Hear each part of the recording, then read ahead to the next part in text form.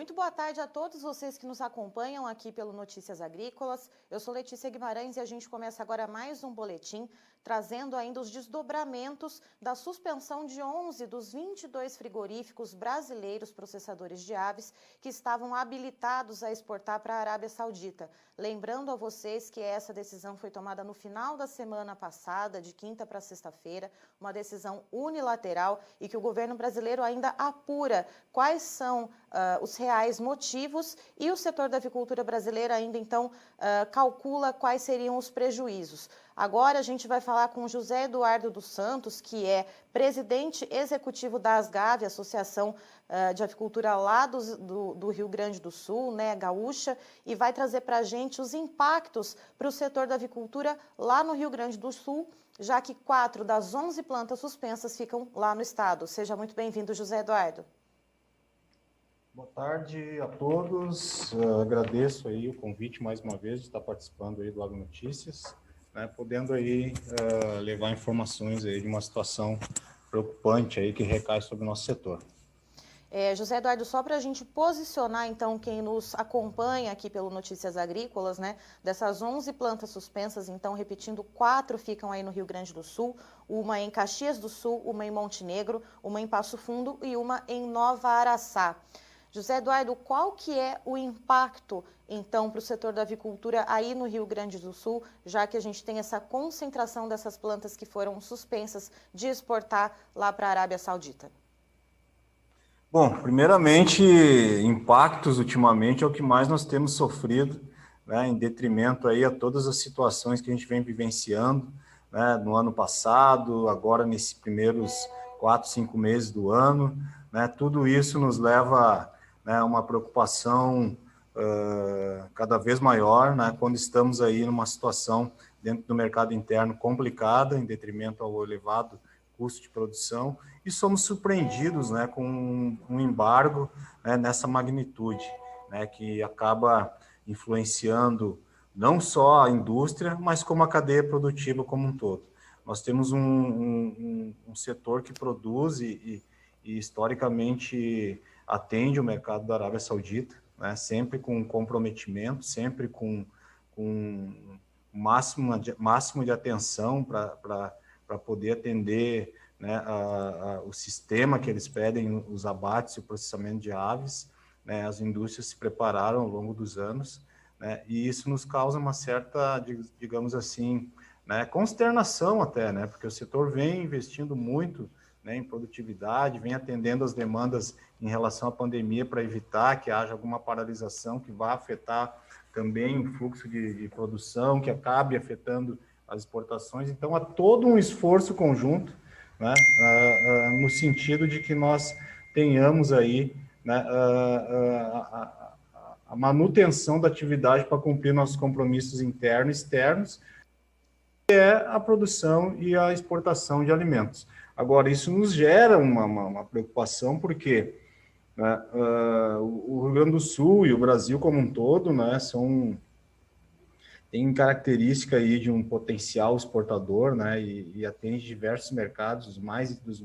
todos exigentes, todos recebem um produto com qualidade, porém alguns desses mercados recebem o produto com as suas determinadas particularidades, né, para atender, né, as características de cada região, né, e isso nos pega de surpresa, né, através de um comunicado assim, que não tem muita clareza. Agora se fala nas questões microbiológicas, mas isso tem que ser apurado, né, porque nós temos níveis hoje, né, dessas questões microbiológicas, seja por salmonela ou alguma coisa similar, que, né, são controláveis, né, e estão dentro aí, né, das normas aí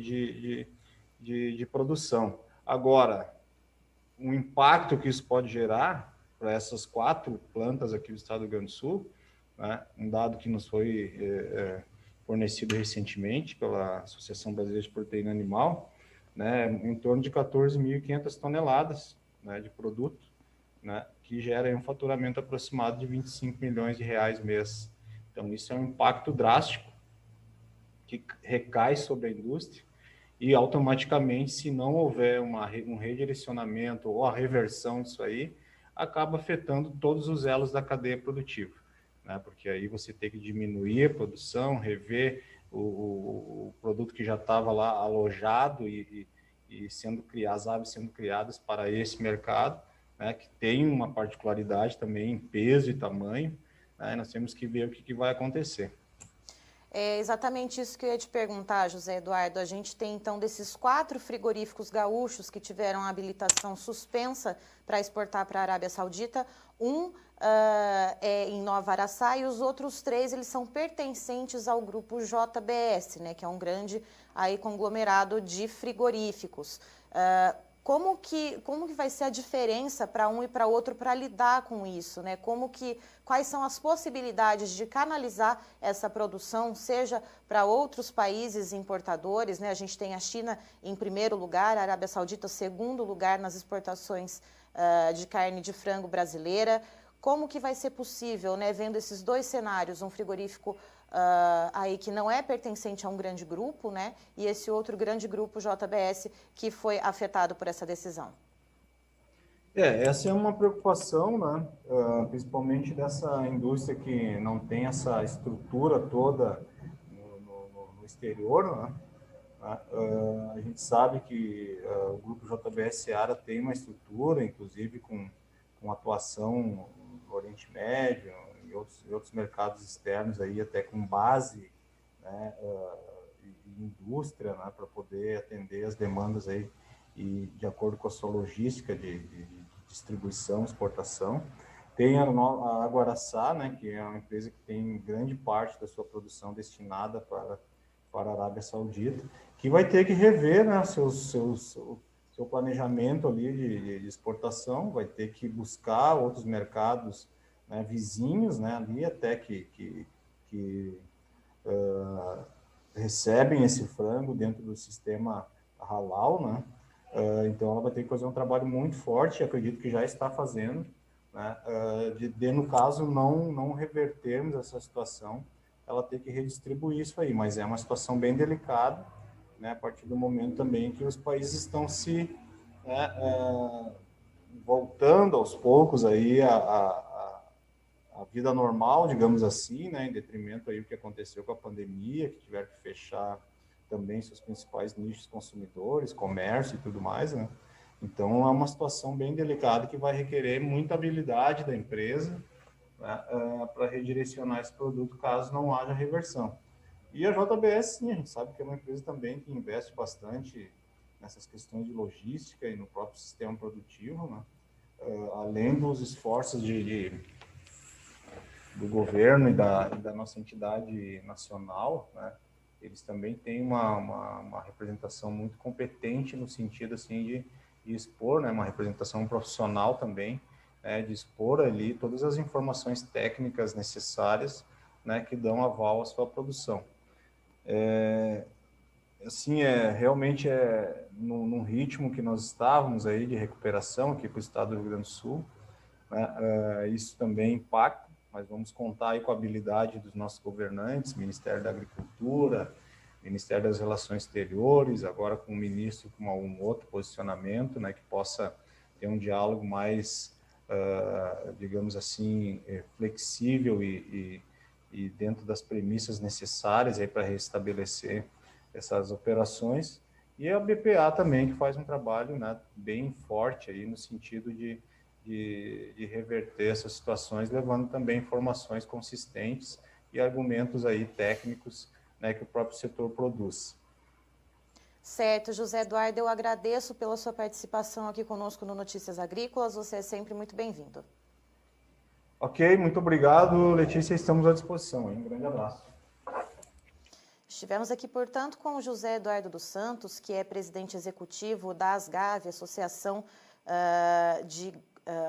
Gaúcha, de Avicultura, trazendo então quais os impactos, né, as previsões dos impactos para o estado do Rio Grande do Sul após a suspensão de 11 plantas frigoríficas por parte então da Arábia Saudita, plantas essas que eram habilitadas para exportar para o país. Dessas 11 plantas, 4 ficam localizadas no Rio Grande do Sul, então a gente conversou com o José Eduardo dos Santos para ele trazer para a gente um panorama do qual impacto essa medida da Arábia Saudita pode causar. Segundo ele, o levantamento feito por mês, a suspensão, então, dessas 4 plantas gaúchas pode gerar um prejuízo de 25 milhões de reais e um excedente de produção de 14,5 mil toneladas de carne de aves, de uma forma geral, né? Falando em frangos e perus, enfim, não apenas o frango de corte. Segundo José Eduardo, dessas 4 plantas, 3 são pertencentes ao grupo JBS, então, por ser um grande grupo, uma grande empresa, com um pouco mais, então, de capacidade de redirecionar essa produção, de tentar mitigar os efeitos dessas suspensões. Já o Agro Araçá, né, que fica em Nova Araçá, lá no Rio Grande do Sul, é um frigorífico que não pertence a um grande grupo e que, inclusive, segundo José Eduardo dos Santos, tem a maior parte da sua produção direcionada justamente ao mercado halal e principalmente à Arábia Saudita, que hoje se configura como o segundo maior importador de carne de frango brasileira. Então, esse frigorífico, sim, segundo José Eduardo, já trabalha em algumas medidas, já está aí se preparando, né, justamente para canalizar, tentar redirecionar essa produção para outros países também que exigem o abate halal. Enquanto isso, o Brasil, né, e as entidades, assim como as GAV, aguardam uma confirmação da motivação dessa decisão unilateral tomada pela Arábia Saudita de ter suspendido, portanto, essas 11 plantas frigoríficas aqui espalhadas pelo Brasil. Segundo informações do Itamaraty, que foram concedidas ao Notícias Agrícolas e noticiadas nesta terça-feira, a suspensão se deu por questões sanitárias, questões microbiológicas, mas o Itamaraty não esclareceu quais foram os micro-organismos ou o micro-organismo detectado nas cargas enviadas por essas 11 empresas. Aí fontes, né, que falam em off com a gente aqui da empresa, relataram que a detecção foi de salmonela, mas isso ainda não foi confirmado de maneira oficial. Aqui no Notícias Agrícolas a gente segue em cima desse assunto, segue investigando e procurando mais informações para trazer para vocês. Portanto, eu queria também deixar um convite antes de ir embora. Você que está nos acompanhando pelo site do Notícias Agrícolas, dá uma passadinha lá no YouTube. E você que já está no nosso canal no YouTube, Notícias Agrícolas Oficial, se inscreva no nosso canal, ative o sininho para receber as notificações, assim você fica sabendo sempre quando tiver um vídeo novo no canal. Também deixa o seu like nos vídeos para dar uma ajuda para a gente, para ajudar a gente a aparecer mais nessas redes sociais. Nós também estamos no Facebook, Notícias Agrícolas, estamos no Twitter, @Notiagre, e também no Instagram, @Notícias Agrícolas, tudo juntinho. Aí você nos acompanha por todas essas plataformas e continua sendo o produtor rural mais bem informado. Daqui a pouquinho tem mais informações para você por aqui, não sai daí.